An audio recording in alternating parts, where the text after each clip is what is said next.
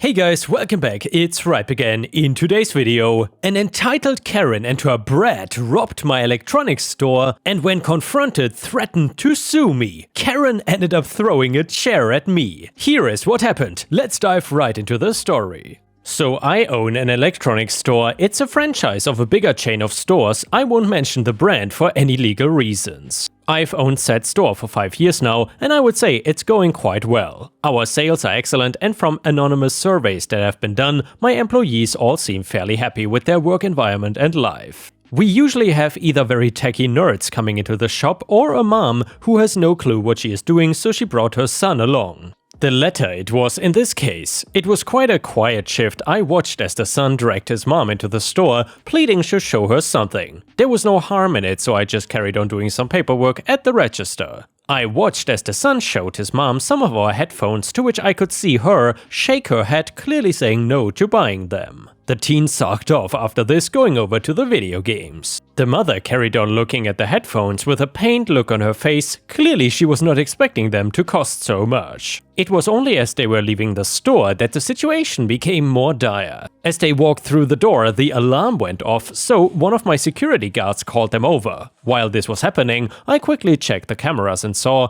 that the son had stolen some video games and gone over to the headphones and swiped the ones he had originally wanted. "Receipt?" the security asked. "We did not buy anything. I'm not sure why this is going off," the woman replied. "I'm sorry, but would you two just mind stepping to the side for a moment?" I asked, not wanting to embarrass them or anything in front of the customers walking through the door. When we were at the side, I continued, "I'm going to have to ask your son to return the merchandise he has taken from the store."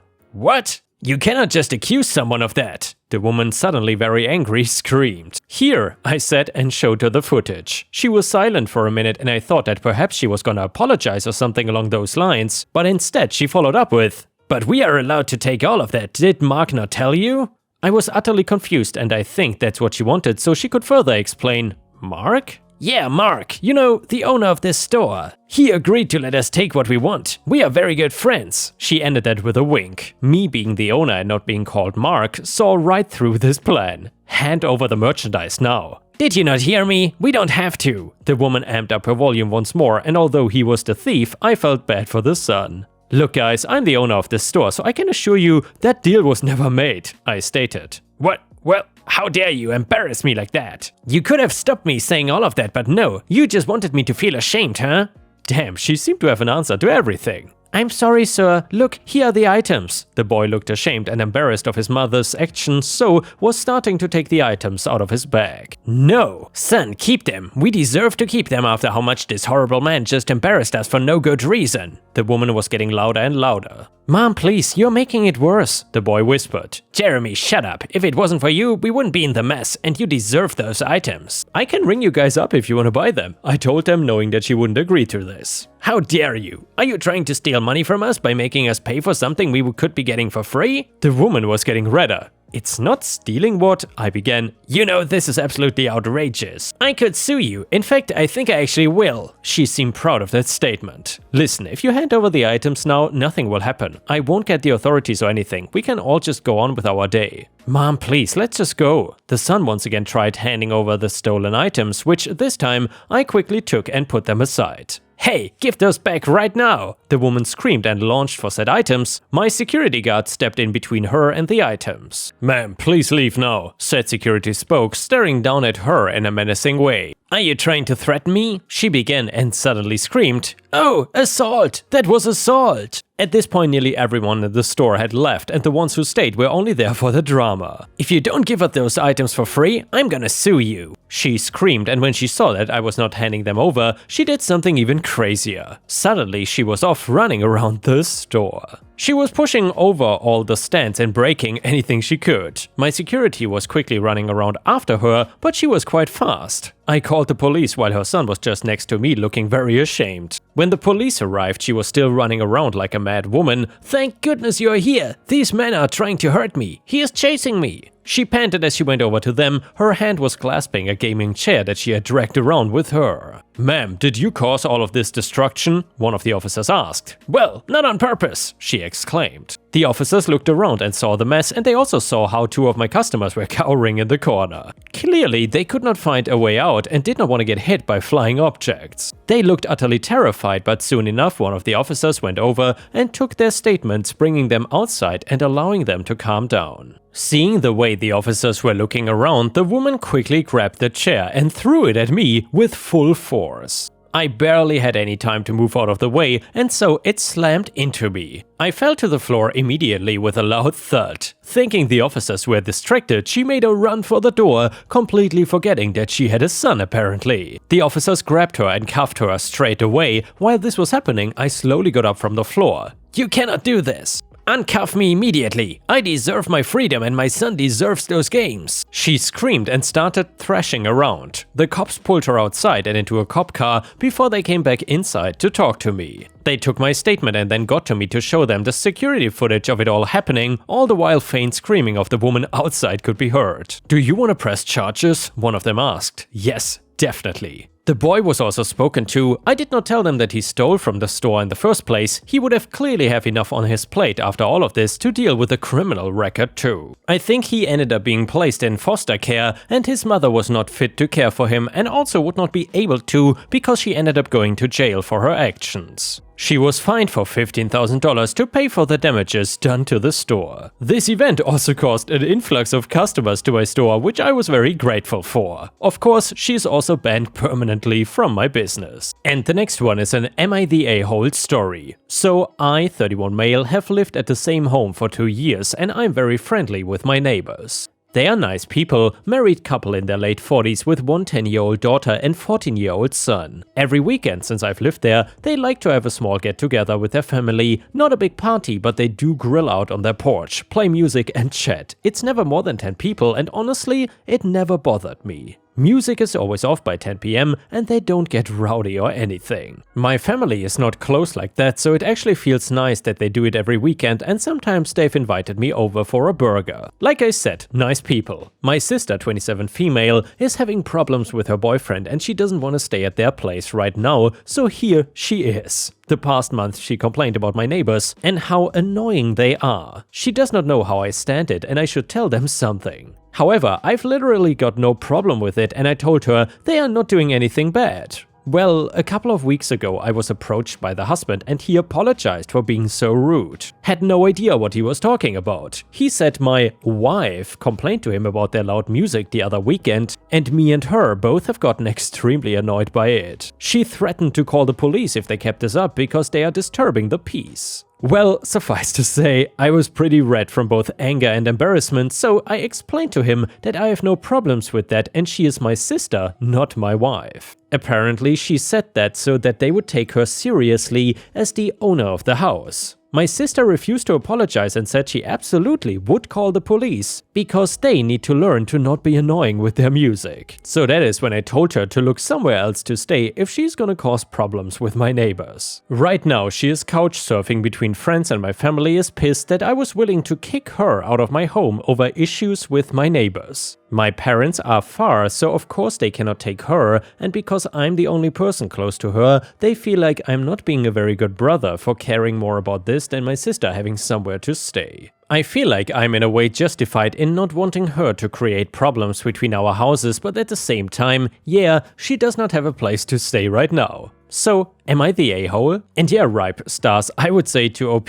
that not only did his sister overstep the boundaries clearly by going to the neighbors to complain about their loud music because A, OP was not really that bothered by what they were doing, and B, she had no reason to really do that. I mean, she is not a house owner or something. Also, if I understood correctly, she actually pretended to be the homeowner. Also, she kind of dragged OP into all of this drama. That was absolutely unnecessary and she had no right to do that. Also, the threat to call the police was way over the top. She did not even know these people, had never spoken to them, and then pulled something like this off? It's just way over the top. If it was me, I would have also told her to just go live somewhere else, certainly not in my home. Anyway, a comment on Reddit said, "Not the a-hole, she can find somewhere else to stay, buy your neighbors a crate of beer and tell them to party on. Good neighbors should be cherished." Comment number 2, not the a-hole, "Who precisely does your sister think she is? Future head of an HOA?" Even if she was the homeowner, she wouldn't have much grounds to complain about a chill 10 people get together with music off by 10 PM. By all accounts, it doesn't actually sound annoying. As it actually stands, she is a temporary guest in your home and she has no right to screw up relationships with your neighbors. Especially any more than if I stayed a weekend at a friend's and started demanding their neighbors now mow the lawn right now. You and she have spoken about it and she's clear on your position. If she doesn't like it, she can go elsewhere with less social neighbors. She has been deeply disrespectful of you doing this. Kicking her out or threatening to is not so much about putting your neighbors above her as insisting that she respect your house while she is a guest. She is not a helpless child, she is a grown adult who can make choices. If she doesn't want to get asked to leave, she can just make a choice to act reasonably with you and your neighbors. Anyway guys, let me know in the comments what you think about this. And yeah, Ripe Stars, if you have watched until here, please don't forget to like the video and maybe even post a comment because that would help me tremendously. Thank you so much, and now let's move on to the next one, which is titled "Karen Hires Thieves to Rob My Home."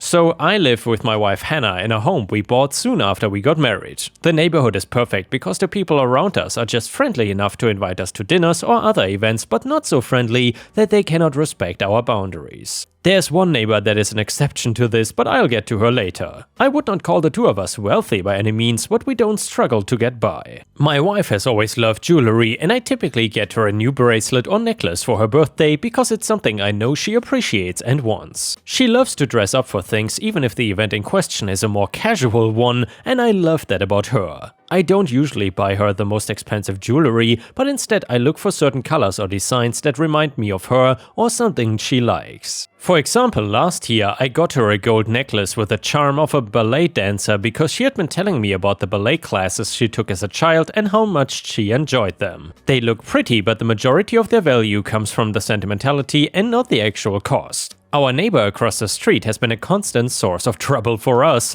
None of it has been so bad as to involve the police, but it's enough to be incredibly annoying. Karen seemed to dislike us from the moment we showed up, and nothing we have done has been able to change that despite how much we have tried. She approached us on multiple occasions to ask personal questions, and once when we were heading out to dinner, she asked how much money I make. I declined to answer, of course, and she didn't seem to like my answer. I thought the whole thing was funny because she only directed the question to me despite the fact that both my wife and I work. Karen just assumed that my wife did not have a job and we had friends over one evening and decided to sit in the front yard because the weather was warm and we wanted to take advantage of it. I did not think that we were being very loud and it was still early in the evening, so I was surprised when Karen came storming over to complain about how obnoxious we were being. I apologized and said we would keep it down, watching her walk away in a huff as I exchanged a roll of the eyes with my friends. We did talk quieter, not necessarily for her, but for the other neighbors as well,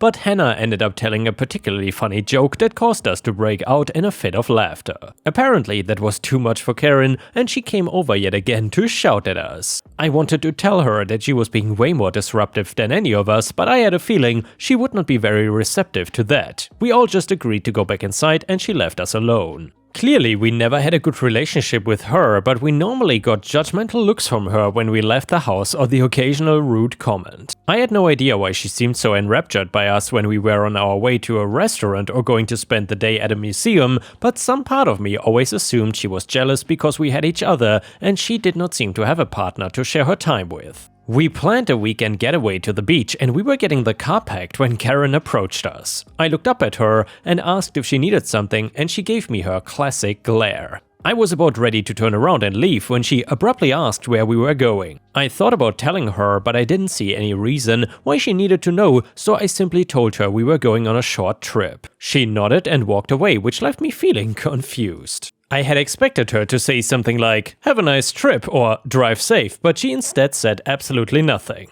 Hannah asked what all of that had been about, and I just shrugged. It seemed pointless to try and figure out what it had all meant, because at this point everything that Karen did was a mystery that we didn't feel like solving. We got in the car and began our drive into the city. It only took about 30 minutes to arrive at our hotel, and we began to get settled in when Hannah started complaining of a stomach ache. I won't go into too much detail as it's not the type of thing people want to hear, but she ended up getting sick and we decided to head home so that she could at least be sick in our own home. She felt really bad about it, but it wasn't like this had been our only chance to get away. We pulled back into our driveway and I immediately got a weird feeling. The light in the living room appeared to be on, but I had distinctly remembered turning it off before stepping out of the house earlier. I told Hannah to wait in the car for a minute while I went to check things out and she agreed, locking the car doors behind her just in case. When I approached the door, I quickly saw that the window next to our front door had been smashed, so I proceeded with caution. I stepped through the door and paused to retrieve my handgun from a drawer near the entrance. I held it in front of me while I followed the sound of voices coming from upstairs. 3 people were in my wife's room. I recognized Karen immediately, but the other 2 individuals were unfamiliar to me.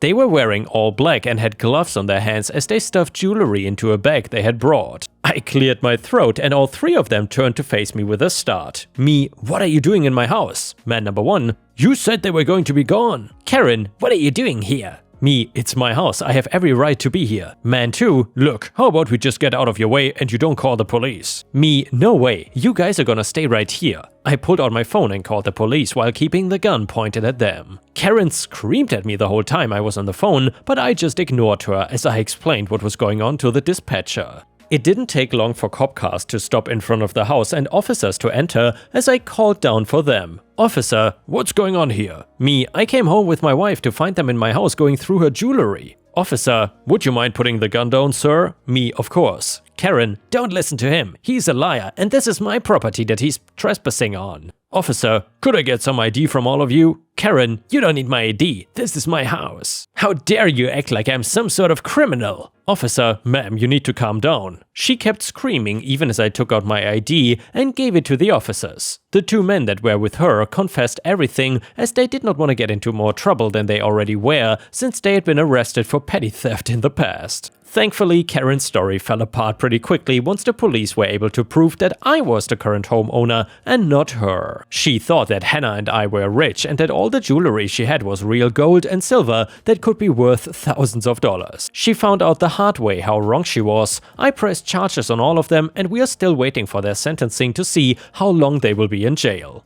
I think it's likely that we won't be seeing much of Karen for a while, which is the one positive thing to come out of this whole situation. Anyway, the next one is titled Getting Revenge on a Stupid Roommate.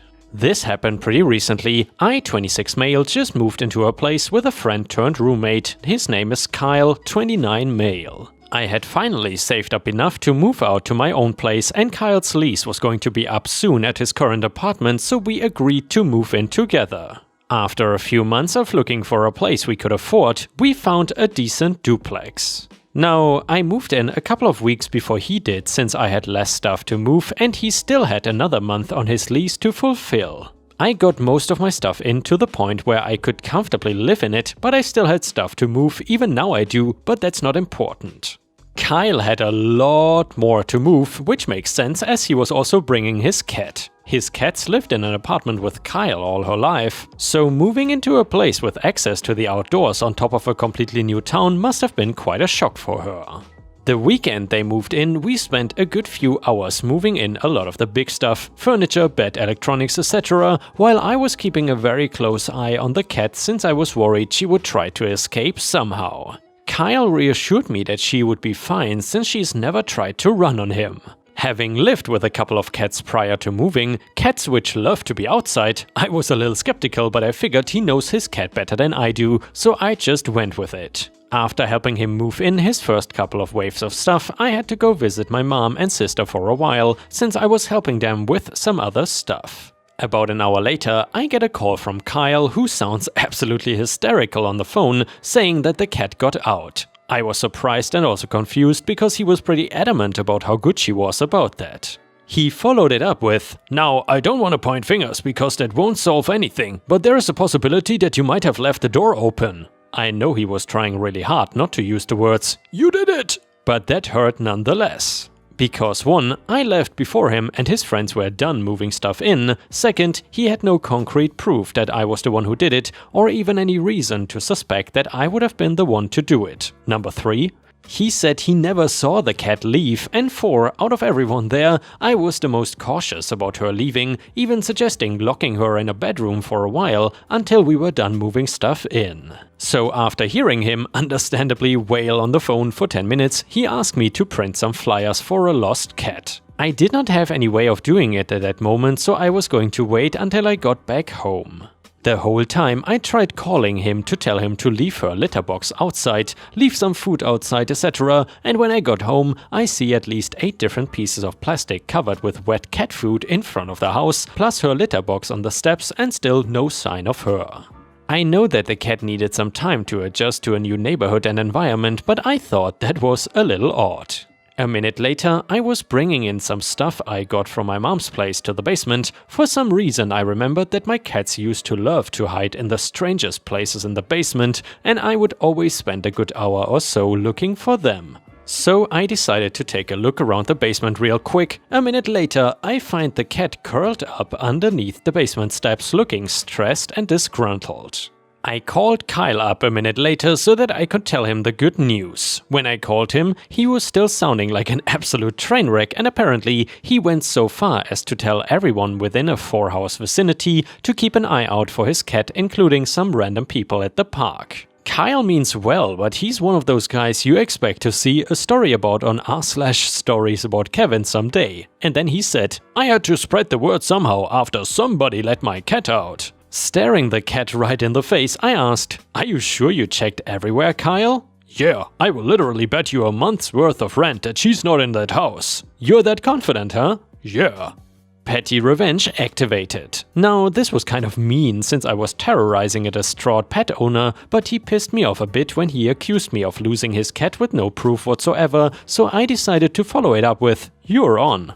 A few seconds later, "I found her. How would you like to pay for that?" "What?" "Cat's name was under the basement steps, you dumb idiot. She was never lost." Man, the reaction he had when I told him that was a mix of relief, happiness, and then irritation when he just realized he got hustled a month's worth of rent. Nevertheless, he does not hold a grudge against me for it. And with this, we have reached the end of the video. However, if you cannot get enough of my content, please check out my endless playlist, where you can find thousands of hours of content. In addition, please don't forget to subscribe to my channel to not miss any of my daily uploads. Thank you so much in advance, and I hope to see you again tomorrow.